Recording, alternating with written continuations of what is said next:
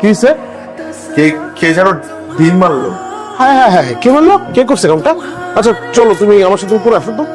তোকে বললাম টাকলা চাচার মাথায় মারতে, তুই কাকে মারি? নিশানার আগের মতন ঠিক জায়গা বরাবর লাগে না। এই নাও তোমার রুম। হ্যাঁ, আমার আসলে ঘুমটা দেওয়ার অভ্যাস নেই তো। একটু দুষ্টু, আর মনটা কিন্তু খুব ভালো। ও হচ্ছে রিয়া, আর উনি তোমার নতুন টিচার। আসসালামু আলাইকুম ভাইয়া। ওয়ালাইকুম সালাম। হাওয়াটা কে রে? আমার নতুন টিচার। যা যাটা ধোঁয়া ঠান্ডা হয়ে যাবে তো না হলে। জানো সমস্যা, হিসাব বিজ্ঞানের বইটা খোলো। রিয়া, তোর টিচারকে জিজ্ঞেস কর চা বানিয়ে দিব কিনা। না না, আমি চা খাইনি। আপনি চা খান? চা কে না খায়? তাহলে আমাদের বাসায় খান না যে? আপনাদের বাসায় চা একটু বেশি ঝাল হয় তাই। আমার কি মনে হয় জানেন, আপনার চায়ে কেউ মরিচ মিশিয়ে দেয়। আমার না তাই মনে হয়। কি হতে পারে? আমার মনে হয় প্রথম দিন যে আমার মাথায় ডিম মেরেছিল সেই মানুষটাই এই কাজটা করে। আমার হবু বর দেশে আসছে। দেখা না করে কথা না বলেই বিয়ে? দেখছি তো ছবিতে। আপনার মাথায় এত বুদ্ধি কেন বলেন তো? আশার থেকে দুজন যদি একসাথে বের হতাম, মানুষ থেকে কি বলতো? বলতো যে ছোট বোনের টিচারের সাথে প্রেম করি। বুঝতে পারলেই হয়। প্রেম করলে না হয় একটা রিস্ক নিতে পারতাম। আপনি প্রেম করেননি কখনো? না, আজ পর্যন্ত কোনো ছেলে আমাকে পচাতেই পারে নাই। আপনি সবসময় আমাকে আমার নাম ধরে ডাকেন কেন? অর্ণব নামটা আমার খুব প্রিয়, তাই নাম ধরে ডাকতে খুব ভালো লাগে। ওই কিছু না, ওই আমার একটু রগে টান পড়ছে।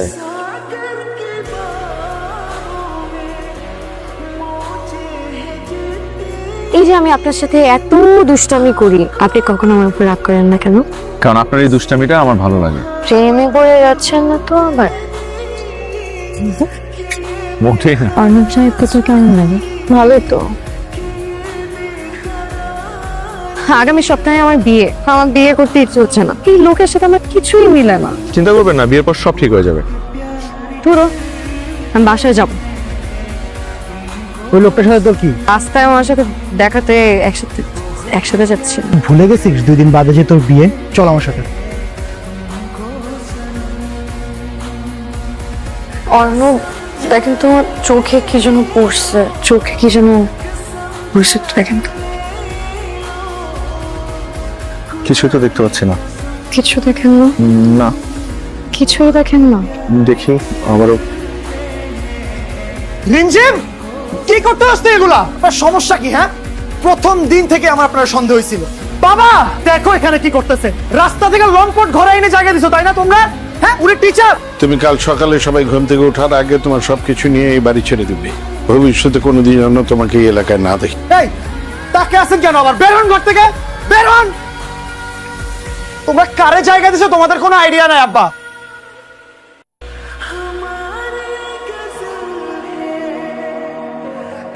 রাত 1টা বাজে, বাসায় যাও। হ্যাঁ, আপনার সাথে কিছু কথা আছে। আপনি কি আমাকে ভালোবাসেন? দেখো, আমি তোমাকে কখনো ওই চোখে দেখি নাই। কিন্তু আমি তো তোমাকে ভালোবেসে ফেলেছি। রিমঝিম, রিমঝিম, এটা ঠিক হচ্ছে না। চলো আমরা পালিয়ে যাই। Gym please. কাল ভোর 6টায় স্টেশনে আমি তোমার জন্য অপেক্ষা করব। হ্যালো, আমি রিমঝিম। আমি আপনাকে বিয়ে করতে পারবো না, কারণ আমি অন্য একজনকে ভালোবাসি, আর আমি তার সাথে পালিয়ে যাচ্ছি।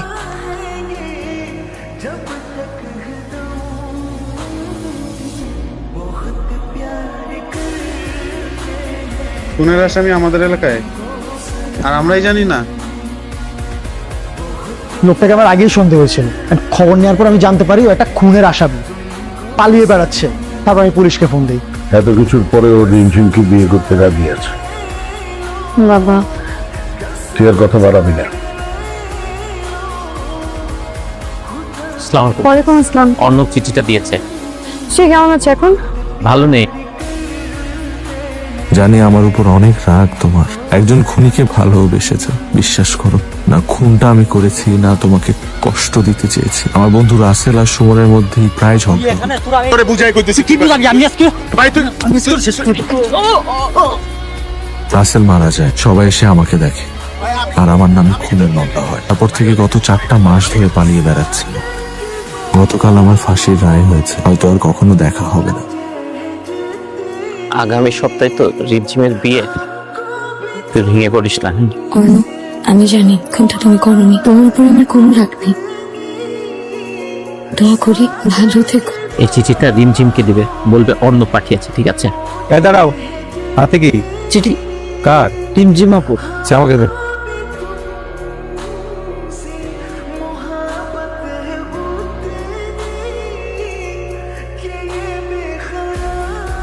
বন্ধু সংসারটা করো এখন। আমি এইভাবে আর বসে থাকতে চাই না। ঢাকায় যেতে হলে কিন্তু আমার সাথে সব সম্পর্ক শেষ করে যেতে হবে তোমার। এমনি তো ওই বাড়িতে আমার দম বন্ধ হয়ে আসছে। তুমি তো গায়ে হাত তুলতে বাধ্য করবে না আমাকে। তোমার মতন ছোট লোকের থেকে এর থেকে বেশি কিছু আশা করা যায় না। সেদিনের পর ঢাকায় আমার বান্ধবীর কাছে চলে আসি। 2 বছর পর ডিভোর্স লেটার পাঠায়।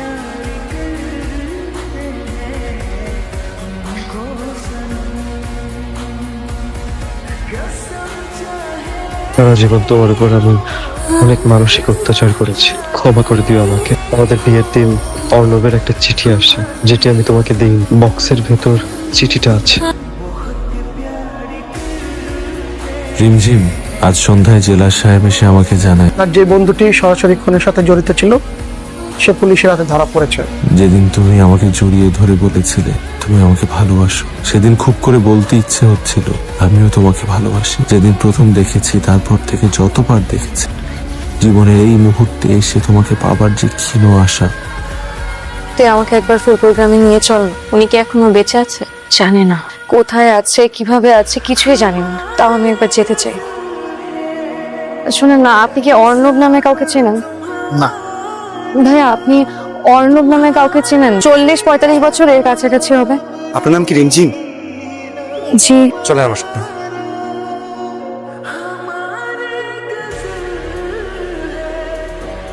এই যে।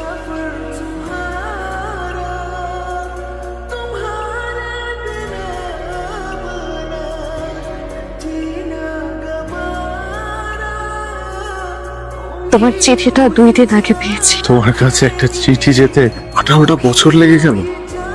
তুমি বিয়ে করনি কেন এখন? মায়া আটকে গেছে। একজনের মায়াবী চোখ আর হাসিতে জীবন যে কখন আটকে গেল টেরই পেলাম না। ক্ষণিকের এই জীবনে তোমাকে যে দ্বিতীয়বার ফিরে পাবো কোনোদিন আশা করিনি।